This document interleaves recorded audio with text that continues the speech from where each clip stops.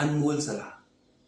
एक समय की बात है, महाराज कृष्णदेव राय के दरबार में दो आदमी आए, जिनमें से एक के हाथ में सोने का एक हंस था। दोनों ने आकर महाराज को प्रणाम किया और बोले, महाराज, हमें न्याय चाहिए। महाराज ने पूछा, कैसा न्याय? क्या तुम इस सोने के हंस को लेकर आपस में लड़ रहे हो? वे दोनों बोले, नहीं महाराज, नहीं, हम लड़ नहीं रहे, बल्कि इस हंस को लेकर हम दोनों का एक मत नहीं है। महाराज चौंक कर बोले, ठीक है, बताइए समस्या क्या है? जिस आदमी के हाथ में सोने का हंस था, वह महाराज से बोला, अन्नदाता, हम दोनों दोस्त हैं। मेरी हालत खराब चल रही थी, तो मेरे इस दोस्त ने अपनी जमीन का एक छोटा सा टुकड़ा मुझे खेती करने के लिए दे दिया, जिससे मैं अपने परिवार का पेट भर सकूं। एक दिन मैं वहां पर हल चला रहा था, तो वहां मुझे सोने का एक हंस मिला। मैं जब इसे देने के लिए गया, तो इसने लेने से साफ मना कर दिया। अब आप ही न्याय कीजिए। दूसरा आदमी बोला, महाराज, मैंने उस जमीन के टुकड़े को इसे दे दिया था, तो फिर उसमें से मिलने वाली हर चीज पर इसका अधिकार है। आप ही बताइए, मैं इसे कैसे ले सकता हूं?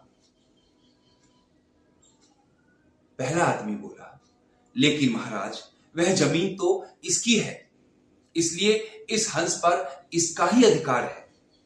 दोनों अपनी अपनी बात पर डटे रहे। उन दोनों की बातें सुनकर महाराज भी सोच में पड़ गए कि न्याय करें तो क्या। महाराज ने सभी दरबारियों से पूछा। एक दरबारी खड़ा होकर बोला, महाराज, मेरे विचार से आप हंस को दो बराबर हिस्सों में बांटकर दोनों को आधा आधा दे दीजिए। डांट खाकर दरबारी खिसियाकर नीचे बैठ गया। अब दूसरा दरबारी खड़ा होकर बोला, महाराज, आप इस सोने के हंस को राज्य के खजाने में जमा कर लीजिए, क्योंकि जमीन के अंदर से निकाली गई हर चीज पर राज्य का अधिकार होता है। इसी तरह दरबारियों ने एक एक करके अपने विचार प्रकट किए, लेकिन महाराज को किसी की सलाह ठीक नहीं लगी। अब तेनालीराम की बारी थी। महाराज का इशारा पाकर तेनालीराम खड़े हुए और बोले, महाराज, मेरा निवेदन है, आप नगर के सुनार को बुलाकर उससे इस हंस की कीमत पूछिए और फिर आप ही इसे खरीद लीजिए।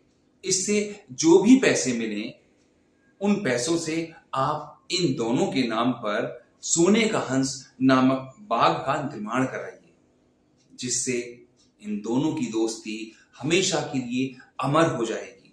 बाग में एक अच्छा सा तालाब बनवाया जाए, उसमें दो हंस तैर रहे हों, अनेक छायादार व फलों वाले पेड़ लगाए जाएं।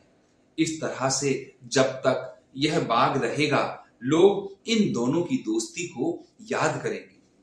तेनालीराम की बातें सुनकर महाराज प्रसन्न होकर बोले, शाबाश तेनालीराम, हमें तुम्हारी सलाह अच्छी लगी।